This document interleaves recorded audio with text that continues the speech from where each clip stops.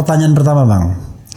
Apa satu kata yang terlintas di benak Abang? Satu kata aja. Waktunya Jokowi turun. Yang ketiga, listrik juga naik. Iya kan? Kalau Refli nggak bayar 1 hari, pasti dihentikan listriknya, dicabut. Saya aja pernah diancam, 1 hari telat bayar, diancam. Dimatiin listrik kita. Ini pemerintah lebih kapitalis daripada rezim kapitalis di negara maju. Jokowi waktu itu dengar saya setuju jangan dinaikin Waktu Bang Rizal jadi Menko investnya zaman Jokowi gitu. Tapi setelah saya nggak ada, isinya pedagang semua yang ingin memperkaya diri dan kelompoknya, dan cara berpikirnya itu cara berpikir kalangan bisnis lah.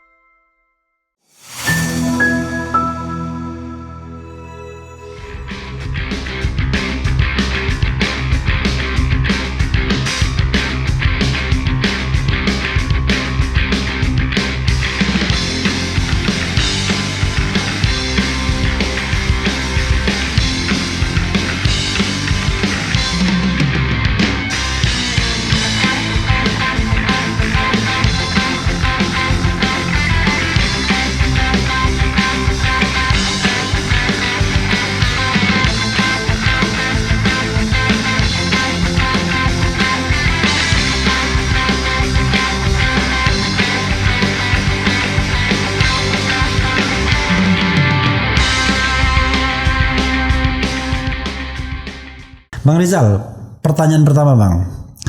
Apa satu kata yang terlintas di benak Abang? Satu kata aja. Waktunya Jokowi turun. Turun. Jadi walaupun waktunya Jokowi turun, pertanyaannya adalah mengapa waktunya Jokowi turun? Artinya kan turun di luar masa pemerintahan yang normal kan? Oke, silakan Bang. Ada 3 hal. Ya. 1, kenaikan harga itu luar biasa. Beras bahkan pernah sampai 15.000, naik dari 10.300. Memang di beberapa daerah agak turun karena dibanjiri beras oleh Bulog. Tapi mereka tidak mampu meredam harga normal di seluruh wilayah Indonesia. Karena stoknya tidak cukup. Perlu 3 juta ton stok untuk betul-betul meredam di seluruh wilayah Indonesia ke 10.300. Nah, Refli ingat Bung Karno jatuh salah satu karena masalah beras. Pak Harto juga salah satu faktor. Beras itu menentukan stabilitas politik di Indonesia. Dan yang kedua, mereka melakukan beberapa blunder. 1, ketika ada kenaikan beras di satu kotak sampai 15.000, mereka nggak cepat-cepat redam. Dalam zaman online ini, kota-kota lain yang sebetulnya nggak ada masalah ikut-ikutan naik karena online. Dan dampaknya besar buat rakyat kita. Karena selama ini, sampai 10 tahun yang lalu, rakyat kalau beli beras itu 3 liter, 5 liter. Tapi selama 10 tahun Jokowi ini, semakin banyak rakyat, terutama yang 10% yang paling bawah, beli beras itu 2 kali 1 hari, setengah liter pagi-pagi buat makan siang, sore dia tungguin suaminya, bawa uang lagi, baru dia beli setengah liter. Ini belum pernah terjadi sebelumnya. Nah, yang kedua, mereka melakukan blunder lagi dengan melarang masyarakat membeli beras maksimum hanya boleh 2 kali 5 kilogram. Iya kan? Ini menimbulkan panik di golongan menengah atas. Mereka panik buying, mereka beli lebih banyak lagi, stok makin nggak cukup. Ya, sayangnya pemberitaan tentang kenaikan harga ini ditutup oleh media yang menggunakan kekuatan uang untuk menyogok media mainstream yang jadi mesin propaganda mereka. Oke. Ya kan? Padahal kalau Refli nanya sama ibu-ibu soal gula, soal macam-macam, naik luar biasa tinggi. Nah, yang kedua adalah kenaikan BBM. Itu terus naik, ya, tanpa Pertamina pernah melakukan langkah drastis untuk meningkatkan efisiensi dan tekan cost. Dampaknya yang kena 200 juta pengendara sepeda motor di Indonesia. Itu golongan menengah bawah. Yang ketiga, listrik juga naik. Ya kan? Kalau Refli nggak bayar 1 hari, pasti dihentikan listriknya, dicabut. Saya aja pernah diancam, 1 hari telat bayar, diancam, dimatiin listrik kita. Ini pemerintah lebih kapitalis daripada rezim kapitalis di negara maju. Biasanya dikasih waktu 1 bulan buat nyicil kalau nggak mampu bayar. Selama Riza Ramli jadi Menko zaman Gus Dur, zaman Jokowi, saya pastikan rakyat dikasih 2 bulan. Tenggang waktu. Untuk tenggang waktu. Mereka nggak lari kok, mereka pasti bayar. Ya. Nah, waktu saya di dalam, saya selalu menyuarakan the voice of the people.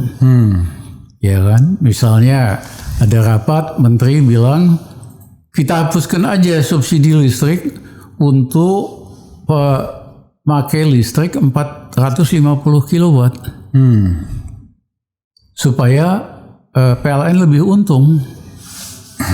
Saya kesel banget. Saya bilang enak aja ngomong kayak begitu. Salah kalian sih listrik dibayarin negara, kaya, nggak ada masalah. Ya. Nah, yang kalian mau hapuskan ini 15,7 juta orang yang sudah miskin hanya pakai listrik 2 kali lampu buat anaknya belajar, TV kecil. Kalian mau dorong mereka lebih miskin lagi, kejem banget. Iya kan? Padahal ada cara lain. Pertamina PLN tidak efisien. Kalau kita tingkatkan efisiensinya 2%, ketutup nih uang. Jokowi waktu itu dengar saya setuju, jangan dinaikin. Waktu Bang Rizal jadi Menko Investnya zaman Jokowi gitu lah. Tapi setelah saya nggak ada, isinya pedagang semua yang ingin memperkaya diri dan kelompoknya. Dan cara berpikirnya itu cara berpikir kalangan bisnis lah. Nah, semua ini buat rakyat tuh susah banget. Tapi media mainstream nggak pernah tuh ngomongin gini-gini. Karena ditukar sama iklan. Ya, saya kasih tahu teman-teman pemret yang muda-muda, kalian cemen amat sih.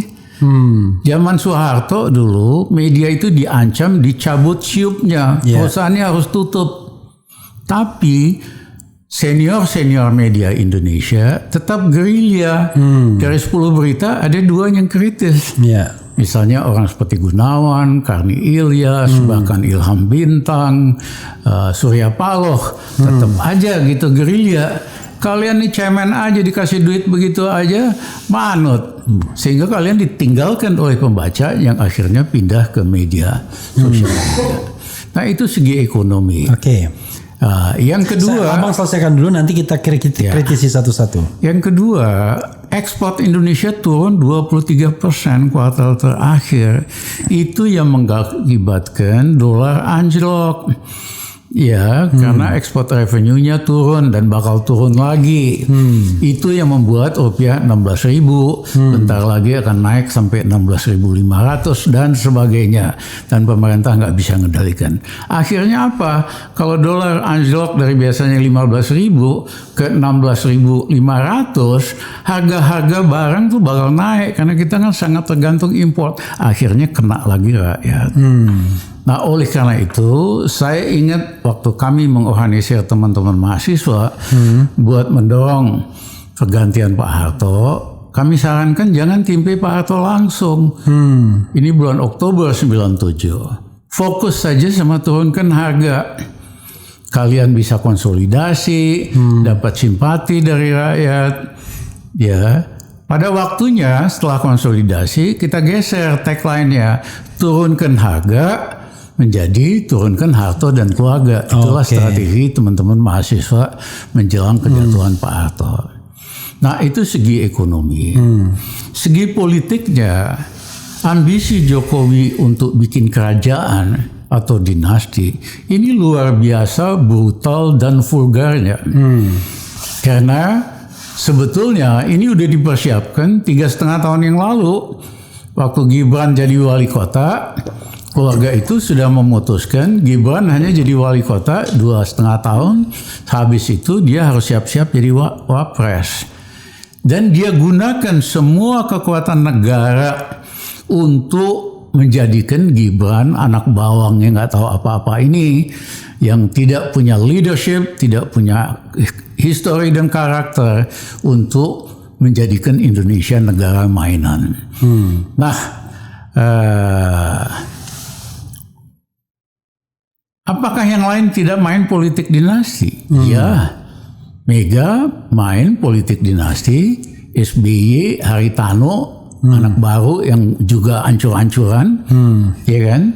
Nah, tetapi mereka bikin dinasti hanya di dalam partainya. Dan tidak pernah menggunakan kekuasaan negara untuk membangun kerajaan. Karena ide kerajaan itu ide yang bertentangan dengan cita-cita membangun Republik Indonesia.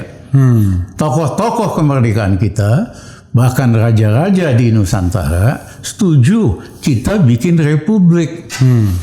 Yang setuju kerajaan atau semi kerajaan itu minoritas 3-4 orang, sisanya mau republik. Ya, dan mereka berkorban. Sri Sultan ya nyumbang 500 juta gulden, Sultan Siak, Sultan Aceh, Sultan macam-macam, Sultan Tidore. Jadi Jokowi nggak ngerti sejarah Indonesia. Upaya dia bikin kerajaan ini adalah pengkhianatan terhadap cita-cita kemerdekaan kita. Ya, dan dia lakukan dengan menggunakan kekuatan negara. Ya, seperti dia akan lakukan buat dorong si Gibran ini, pasti dia pakai aparat, kepala daerah, menteri-menteri, aparat, dan uang negara untuk bagi-bagi uang untuk itu. Ya.